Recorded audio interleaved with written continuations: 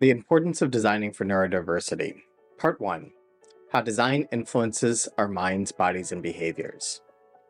Design and architecture can exert significant influence over us, from triggering emotional responses to informing how we are expected to behave, to arousing bodily stress or easing an agitated mind.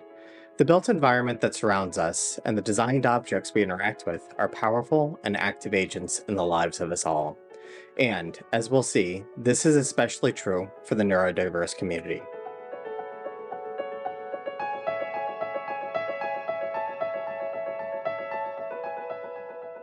Hi there. Welcome to Embrace by Design, the channel where we explore the intersection of design and neurodiversity. In this two-part video series, we're going to talk about the importance of designing for neurodiversity. In part 1, we're going to look at just a few of the many ways in which design influences our minds, bodies, and behaviors. In part 2, we'll explore how this influence is amplified for individuals on the spectrum or who otherwise have trouble with sensory processing. So let's get started. From the moment we wake up to the moment we go to bed, much of our day is spent within the built environment, interacting with things that someone, somewhere, at some point designed for us. Although we rarely notice it, design is everywhere, which, according to Don Norman, author of The Design of Everyday Things, is probably a good thing. Good design, he writes, is actually a lot harder to notice than poor design, in part because good design fits our needs so well that the design becomes invisible. One of the central objectives of Norman's book, which was originally titled The Psychology of Everyday Things, is to explain why poorly considered design leads to emotionally frustrated users, which causes the products to fail, and how a few simple design rules based in cognitive science can lead to designs that deliver emotional satisfaction, and consequently, products that are successful. If you have reservations about the notions that products can strike an emotional chord with their users, look no further than the outpour from Apple users following the death of Steve Jobs. Design techniques aimed at delivering emotional satisfaction aren't only employed by UX and industrial designers. Architects and interior designers, as well as landscape designers, have a long history of stirring feelings with their designs. Take, for example, the picturesque movement that became popular in the 18th and 19th century. For this example, imagine you're a guest at an estate in the English countryside. After lunch, your host suggests a walk through the gardens, and you set off along a path which snakes its way through pastoral settings with a natural-looking water feature before entering a wooded area. Meandering through the dappled shade of the forest, the tree canopy hugs your senses as your eyes adjust to appreciate the flowers and ferns punctuating the forest floor. Up ahead, you see a shaft of light where the path exits the woods.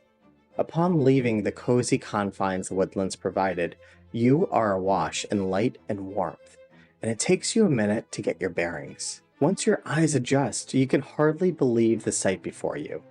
The vista of this English landscape terminates in a classical Grecian temple, which stimulates your curiosity and beckons you to explore the wonder. The English aristocracy went crazy for this technique, and before long, nobles all over the country were taking out their regulated formal gardens and erecting their very own unexpected architectural delights known as garden follies.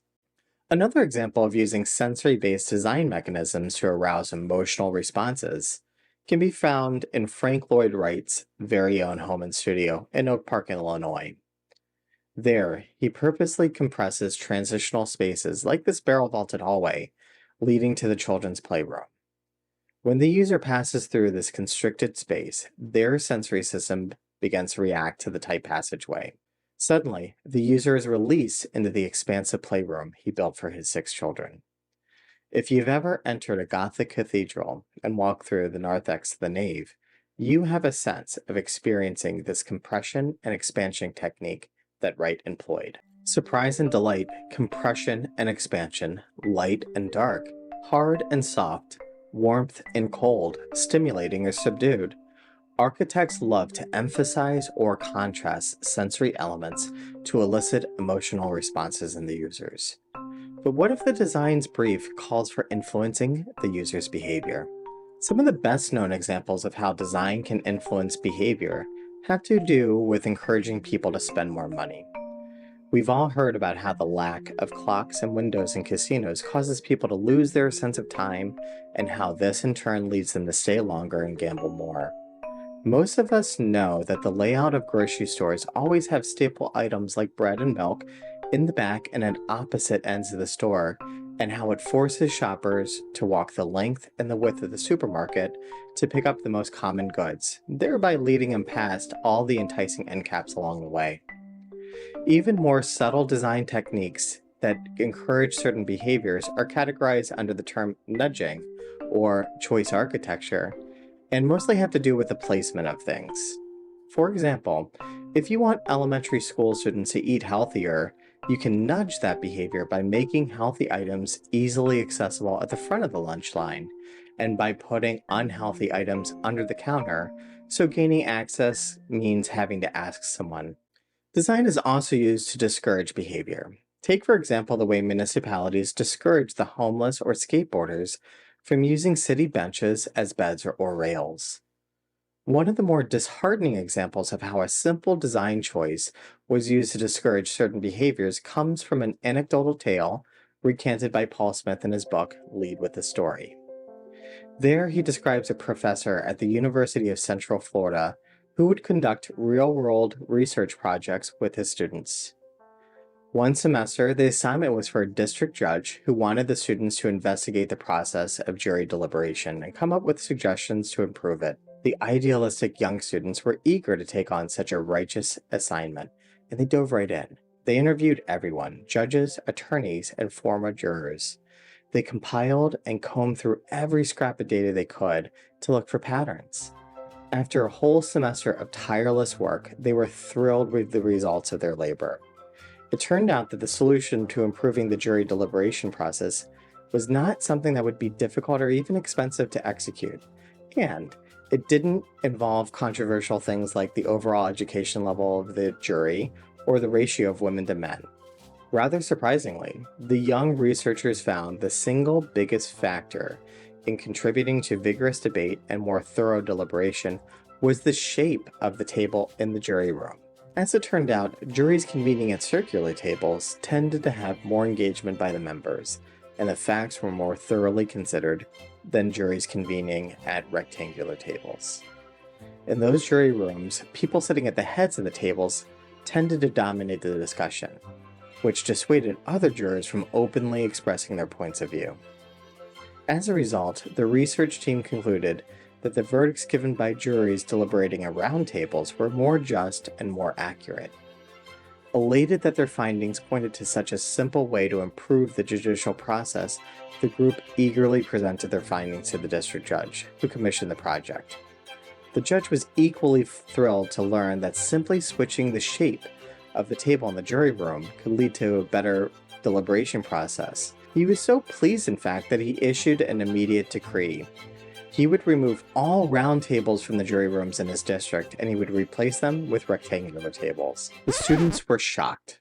They had worked tirelessly over a whole semester to improve jury deliberation, only to learn the disheartening lesson that their understanding of the word improved differed so drastically from that of the judges, who was solely interested in speeding up the jury deliberation process to clear out his backlog of cases.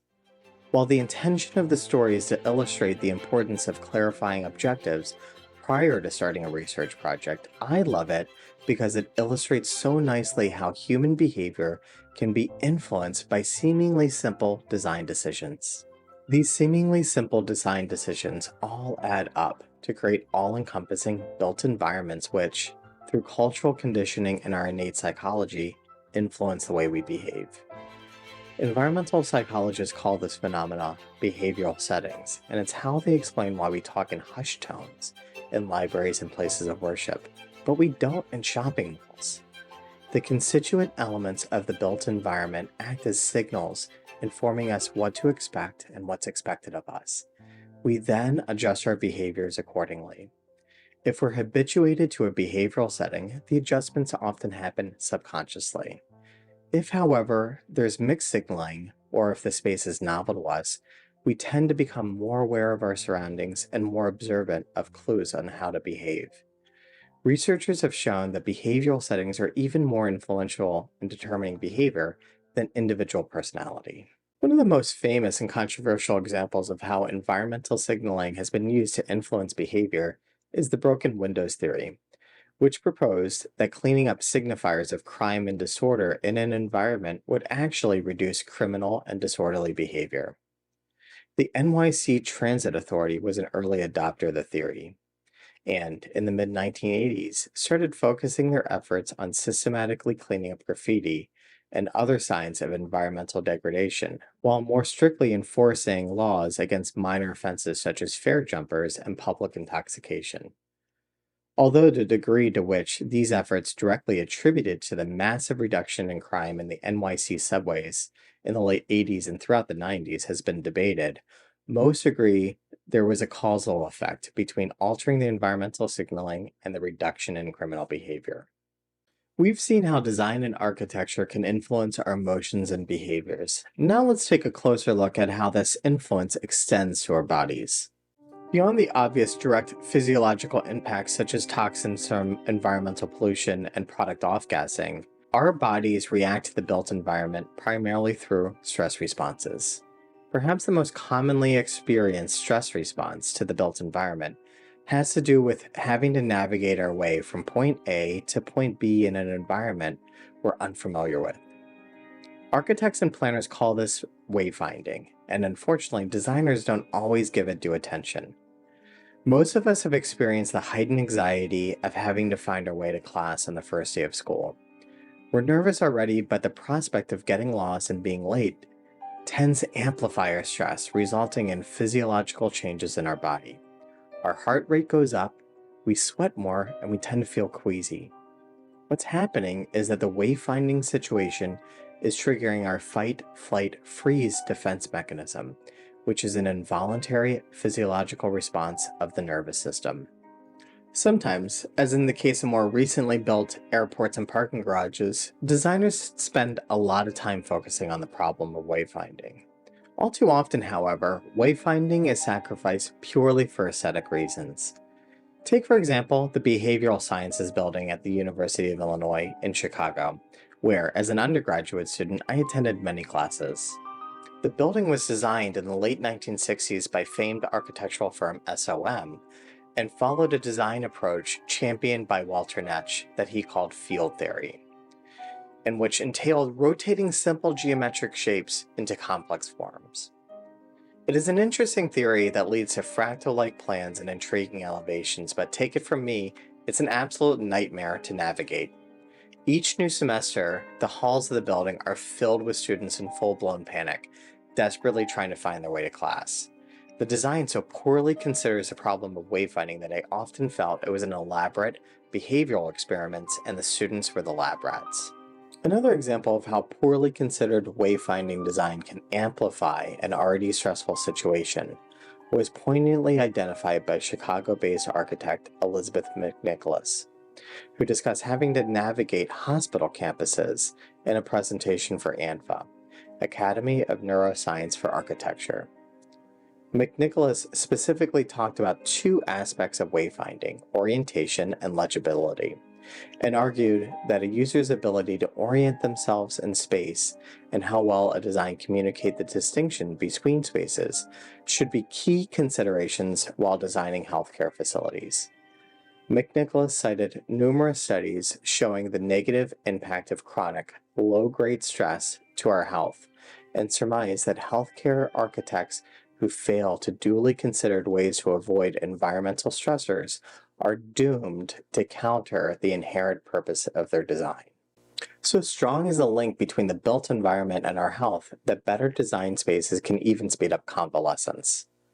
A seminal research study by Dr. Roger Ulrich that was published in the journal Science showed that merely altering a patient's view of the window could reduce the need for pain medications and, astonishingly, speed up the recovery time. Ulrich studied over 200 patients recovering from the same gallbladder surgery. Half the patients were assigned recovery rooms with windows looking out onto a brick wall of an adjacent building, and the other half were assigned rooms overlooking a natural scene.